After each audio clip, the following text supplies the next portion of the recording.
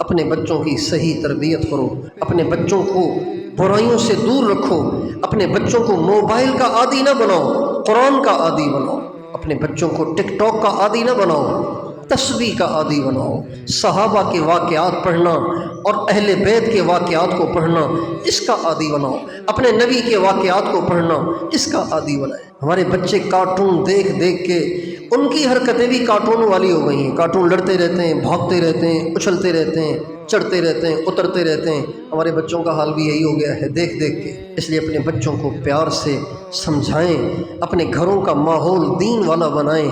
نماز کا وقت ہو تو گھر میں کھلبلی ہو، مرد فوراً وضو کر کے مسجد کو جائیں اور عورتیں وضو کر کے مصلی پہ آ جائیں، بچوں کو بھی اپنے ساتھ کھڑا کر لیں۔ صبح سویرے سارے گھر کے ہاتھ میں قرآن مجید ہو اور جھوم جھوم کے اللہ کی محبت میں اللہ کا کلام پڑھ رہے ہوں۔